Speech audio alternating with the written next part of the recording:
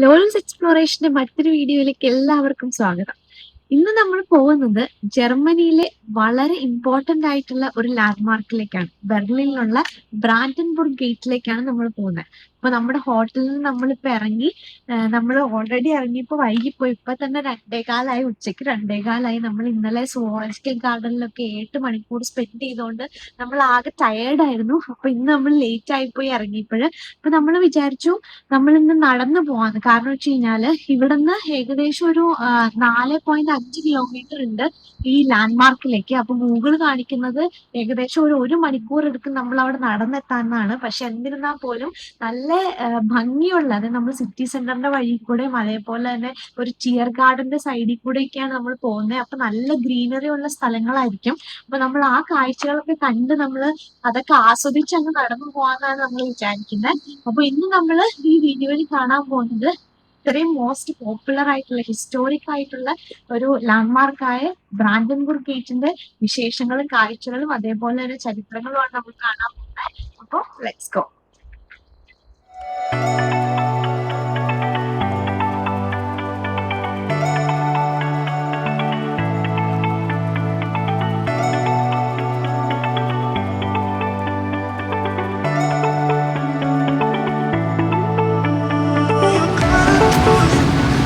നമ്മൾ ബ്രാൻഡൻബുർഗ് ഗേറ്റിൻ്റെ അങ്ങോട്ടേക്ക് നടക്കുമ്പോൾ മറ്റൊരു ഇമ്പോർട്ടൻ്റ് ആയിട്ടുള്ള ഹിസ്റ്റോറിക് ലാൻഡ്മാർക്ക് ഉണ്ട് ഇവിടെ.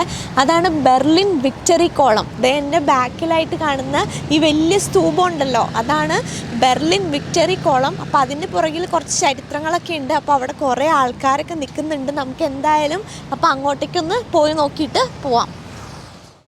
നമ്മളിവിടെ നിൽക്കുമ്പോൾ തന്നെ നമുക്ക് കാണാൻ പറ്റും ഒരുപാട് പോലീസ് വണ്ടികളൊക്കെ അവിടെ ഇവിടെയൊക്കെ ആയിട്ട് പാർക്ക് ചെയ്തിരിക്കുന്നത്. എനിക്ക് തോന്നുന്നു ഏതെങ്കിലും VIP-കളൊക്കെ ഇതുവഴി പാസ് ചെയ്ത് പോകുന്നുണ്ടായിരിക്കാം. അപ്പോൾ അങ്ങോട്ടേക്ക് പോകണമെങ്കിൽ ഇവിടെ ഒരു ടണലുണ്ട്. അപ്പോൾ ആ ടണൽ വഴിയാണ് നമുക്ക് അങ്ങോട്ടേക്ക് പോകാൻ പറ്റുള്ളൂ.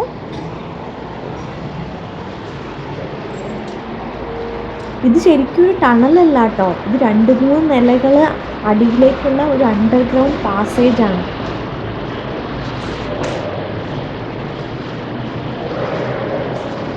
ടണലൊക്കെ നല്ല രസത്തിനാണ് പണിതേക്കുന്നത്. നിറയെ ലൈറ്റുകളൊക്കെ ഇട്ടിട്ട് നല്ലത് കളർഫുൾ ലൈറ്റുകളൊക്കെ ഉണ്ട് അവിടെ ഇവിടെ ആയിട്ട്.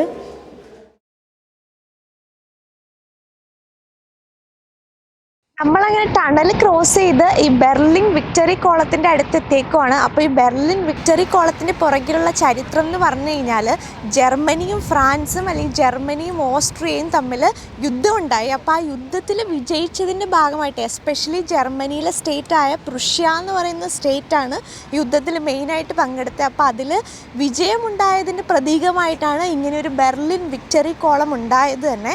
അപ്പോൾ ഈ വിക്ടറി കോളത്തിൽ പണിതിരിക്കുന്ന ഈ ബ്രോൺസ് പ്രതിമയുണ്ടല്ലോ, ഏറ്റവും ടോപ്പിലുള്ള ഈ ബ്രോൺസ് പ്രതിമ റോമൻ പ്രതീകം, അതായത് വിജയത്തിൻ്റെ പ്രതീകമായ വിക്ടോറിയയുടെ പ്രതിമയാണ് ഇതിൻ്റെ ഏറ്റവും മുകളിലുള്ളത്. 8.3 മീറ്റർ നീളവും അതായത് ഹൈറ്റും 35 ടൺ വെയ്റ്റുമാണ് ഈ പ്രതിമയ്ക്കുള്ളത്, ഈ ബ്രോൺസ് പ്രതിമയ്ക്കുള്ളത്. അപ്പോൾ ഇതാണ് ഈ വിക്ടറി കോളത്തിൻ്റെ പുറകിലുള്ള മെയിനായിട്ടുള്ള ചരിത്രം എന്ന് പറഞ്ഞു കഴിഞ്ഞാൽ.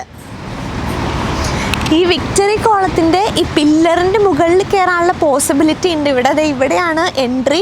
അപ്പോൾ ഒരാൾക്ക് 3.5 യൂറോ ആണ്. നമ്മളിപ്പോൾ നന്നായി വൈകിയതുകൊണ്ട് നമ്മൾ അതിൻ്റെ മുകളിൽ കയറുന്നില്ല. അപ്പോൾ അതിൻ്റെ മുകളിൽ കയറി കഴിഞ്ഞാൽ നല്ല ഇവിടുത്തെ പനോരമിക് വ്യൂ ഒക്കെ കാണാൻ പറ്റും. അപ്പോൾ നമ്മളിപ്പോൾ നേരെ ബ്രാൻഡൻബുർഗ് ഗേറ്റിൻ്റെ അങ്ങോട്ടേക്ക് പോവുകയാണ്. അതിൻ്റെ അടുത്തായിട്ട് നമുക്ക് കുറച്ച് സ്ഥലങ്ങളൊക്കെ കാണാനുണ്ട്. അപ്പോൾ അത് ഇങ്ങോട്ടേക്കാണ് ബ്രാൻഡൻബുർഗ് ഗേറ്റിൻ്റെ അങ്ങോട്ടേക്ക് പോകുന്നത്. ഇവിടെ നിന്ന് കഴിഞ്ഞാൽ തന്നെ കാണാൻ പറ്റും ബ്രാൻഡൻബുർഗ് ഗേറ്റും അതിൻ്റെ വഴിയൊക്കെ. അപ്പോൾ നമുക്ക് അവിടെ നോക്കിക്കഴിഞ്ഞാൽ എനിക്ക് തോന്നുന്നു നമ്മുടെ രാഷ്ട്രപതി ഭവനും ഇന്ത്യ ഗേറ്റൊക്കെ പോലത്തെ ആ സ്ഥലം പോലെ തോന്നും ഈ ബ്രാൻഡൻബുർഗ് ഗേറ്റിൻ്റെ അങ്ങോട്ടേക്കുള്ള വഴി. അപ്പോൾ നമുക്ക് എന്തായാലും അങ്ങോട്ടേക്ക് പോവാം.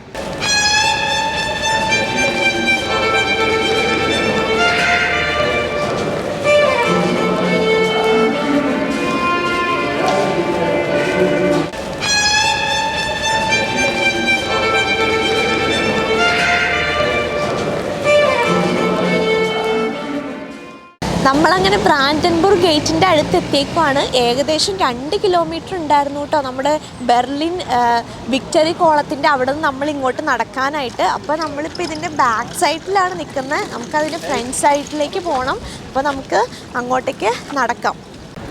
ഇന്ന് നല്ല തിരക്കുള്ള ദിവസമാണ് കേട്ടോ. എനിക്ക് തോന്നുന്നു വീക്കെൻഡ് ആയതുകൊണ്ടാണ് നല്ല തിരക്ക്. മാത്രമല്ല നമ്മുടെ ചുറ്റിനും നിറയെ പോലീസ് വണ്ടികളും പോലീസുകാരൊക്കെ ഉണ്ട്. എനിക്ക് തോന്നുന്നു പലപ്പോഴും വായിച്ച് കേട്ടതിൽ നിന്ന് ഏറ്റവും കൂടുതൽ ഈ പ്രൊട്ടസ്റ്റുകളൊക്കെ പ്രതിഷേധങ്ങളൊക്കെ നടക്കുന്നത് ഈ ബ്രാൻഡൻബുർഗ് ഗേറ്റിൻ്റെ സ്ഥലത്താണ്. അതുകൊണ്ടാണ് തോന്നുന്നത് ഇത്രയും പോലീസുകാരും അതേപോലെ പോലീസ് വണ്ടികളൊക്കെ നമ്മുടെ ചുറ്റിനും ഉള്ളത്. ഇതാണ് നമ്മൾ പറഞ്ഞ ബ്രാൻഡൻബുർഗ് ഗേറ്റ്. ഇപ്പോൾ ബെർലിനിലെ ഏറ്റവും ഇമ്പോർട്ടൻ്റ് ആയിട്ടുള്ള ലാൻഡ്മാർക്കാണ് ബ്രാൻഡൻബുർഗ് ഗേറ്റ്. ബെർലിനിൽ വരുന്ന ടൂറിസ്റ്റുകൾ ആരും ഈ ബ്രാൻഡൻബുർഗ് ഗേറ്റ് വിസിറ്റ് ചെയ്യാതെ പോവാറില്ല. പണ്ട് കോൾഡ് വാറിൻ്റെ സമയത്ത് ജർമ്മനിയുടെ വിഭജനത്തിൻ്റെ സിമ്പലായിട്ടാണ് ഈ ബ്രാൻഡൻബുർഗ് ഗേറ്റ് നിലകൊണ്ടത്. എന്നാൽ ഇപ്പോൾ അത് ഐക്യത്തിൻ്റെയും സമാധാനത്തിൻ്റെയും സിമ്പലായിട്ടാണ് നിലകൊള്ളുന്നത്. 18-ാം നൂറ്റാണ്ടിൽ പണി കഴിപ്പിച്ച ഈ നിയോ ക്ലാസിക്കൽ മോണുമെൻറ്റിന് 200 വർഷത്തിലേറെയുള്ള ചരിത്രം പറയാനുണ്ടാകും. പണ്ട് ബെർലിൻ വാൾ നിലനിന്നിരുന്ന സമയത്ത് ഈ ഏരിയ എന്ന് പറയുന്ന ഒരു റെസ്ട്രിക്റ്റഡ് ഏരിയ ആയിരുന്നു. ഈസ്റ്റ് ജർമ്മനിയിലെയും വെസ്റ്റ് ജർമ്മനിയിലെ ആളുകൾക്ക് ഇവിടെ എൻട്രി ചെയ്യാനുള്ള പെർമിഷൻ പോലും ഉണ്ടായിരുന്നില്ല. അപ്പോൾ ഈ ബെർലിൻ വാൾ തകർത്തതിന് ശേഷമാണ് ഇത് സമാധാനത്തിൻ്റെയും ഐക്യത്തിൻ്റെയും പ്രതീകമായി മാറിയത്. ഇപ്പം നമ്മളിവിടെ നിൽക്കുമ്പോൾ ശരിക്കും നമുക്ക് അന്നത്തെ ആ ഫീലൊന്നും നമുക്ക് തോന്നുകയില്ല. കാരണം വെച്ച് കഴിഞ്ഞാൽ ഇപ്പോൾ ഇവിടെ നിൽക്കുമ്പോൾ നമുക്ക് ഒരുപാട് തിരക്കുള്ള ഒരു ടൂറിസ്റ്റ് അട്രാക്ഷൻ അല്ലെങ്കിൽ ടൂറിസ്റ്റ് പ്ലേസ് ആയിട്ടാണ് നമുക്ക് തോന്നുന്നത്. ഈ ബ്രാൻഡൻബുർഗ് ഗേറ്റിൽ തൊട്ടടുത്ത് തന്നെ ഒരു ലക്ഷൂറിയസ് ഹോട്ടലുണ്ട്. ഹോട്ടൽ അറ്റ്ലോൺ കെംപിൻസ്കി എന്നാണ് ആ ഹോട്ടലിൻ്റെ പേര്. ഇത്രയും വലിയ നിലകളുള്ള ഈ ഹോട്ടലാണ്.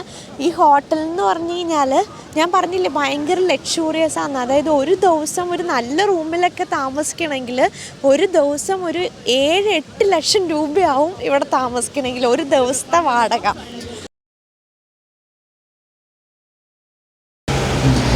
ബ്രാൻഡൻബുർഗ് ഗേറ്റിന് തൊട്ടടുത്തായിട്ടാണ് ഹോളോകോസ്റ്റ് മെമ്മോറിയൽ ഉള്ളത്. അപ്പോൾ ഹോളോകോസ്റ്റ് മെമ്മോറിയലാണ് നിങ്ങളിപ്പോൾ ഈ കാണുന്നത്. ഹോളോകോസ്റ്റ് മെമ്മോറിയൽ എന്ന് പറഞ്ഞു കഴിഞ്ഞാൽ യൂറോപ്പിൽ മരിച്ച എല്ലാ ജൂതന്മാരുടെയും ഓർമ്മയ്ക്ക് വേണ്ടിയിട്ടാണ് ഈ ഹോളോകോസ്റ്റ് മെമ്മോറിയൽ ഉണ്ടാക്കിയിരിക്കുന്നത്. അപ്പോൾ ഇവിടെ നോക്കിക്കഴിഞ്ഞാൽ നിങ്ങൾക്ക് കാണാൻ പറ്റും കുറേ സ്ലാബുകൾ ഇങ്ങനെ അടക്കി ഇങ്ങനെ ഹൊറിസോണ്ടലായിട്ടും ഇതിങ്ങനെ പല വിധത്തിൽ ഇങ്ങനെ പണിത് വെച്ചേക്കുവാണ്. അതൊരു ആർട്ടിസ്റ്റിക് ആയിട്ടുള്ള രീതിയിൽ ഇവരുടെ ഓർമ്മയ്ക്ക് വേണ്ടിയിട്ട്, അതായത് മരിച്ച ജൂതന്മാരുടെ ഓർമ്മയ്ക്ക് വേണ്ടിയിട്ട് പണിതിരിക്കുന്നതാണ് ഈ ഹോളോകോസ്റ്റ് മെമ്മോറിയൽ.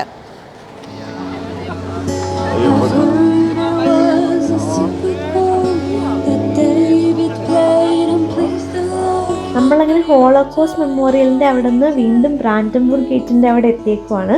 ഇവിടെ കുറേ പേര് കൂടിയിരിക്കുന്നുണ്ട് കേട്ടോ. അപ്പോൾ ഇവിടെ 2 പേര് അടിപൊളിയായിട്ട് പാട്ട് പാടുന്നുണ്ട്. നമുക്കും കുറച്ച് നേരം ഇവരുടെ ഈ പാട്ടൊന്ന് കേട്ട് ആസ്വദിച്ചിട്ട് പോവാം.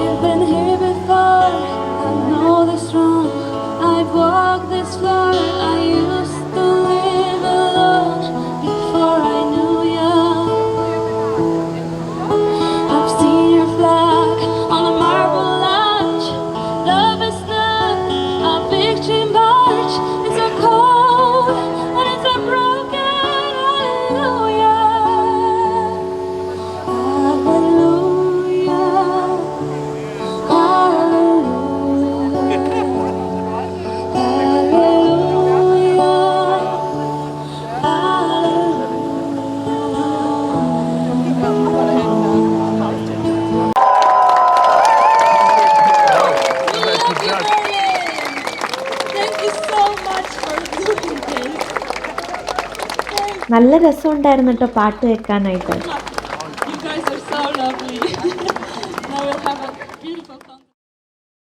ഇപ്പം നേരം ഇരുട്ടി തുടങ്ങിയിട്ടുണ്ട്. അപ്പോൾ നമുക്ക് നോക്കിക്കഴിഞ്ഞാൽ കാണാൻ പറ്റും ബ്രാൻഡൻബുർഗ് ഗേറ്റിൽ നിറയെ ലൈറ്റ്സൊക്കെ ഇട്ടിട്ടുണ്ട്. അപ്പോൾ ഇവിടെ കുറേ ഫോട്ടോഗ്രാഫേഴ്സൊക്കെ നിൽക്കുന്നുണ്ട് കേട്ടോ. എനിക്ക് തോന്നുന്നു എന്തോ ഫോട്ടോഗ്രാഫി ട്രെയിനിങ് കൊടുക്കുകയെന്നാണ് തോന്നുന്നത്. കാരണം വെച്ച് കഴിഞ്ഞാൽ പകൽ സമയത്ത് കാണുന്ന വ്യൂവേ അല്ല ഈ ഇരുട്ടി തുടങ്ങുന്ന സമയത്ത് ബ്രാൻഡൻബുർഗ് ഗേറ്റ് കാണാനായിട്ട്. വളരെ സ്റ്റണ്ണിങ് ആയിട്ടുള്ള ഭയങ്കര ബ്യൂട്ടിഫുള്ളാണ് ഇപ്പോൾ ബ്രാൻഡൻബുർഗ് ഗേറ്റ് കാണാനായിട്ട്. അപ്പോൾ അത് ഫോട്ടോയിൽ പകർത്തിയെടുക്കാൻ വേണ്ടിയിട്ടാണ് ഇവരെല്ലാം ക്യാമറയായിട്ട് ഇങ്ങനെ നിൽക്കുന്നത്.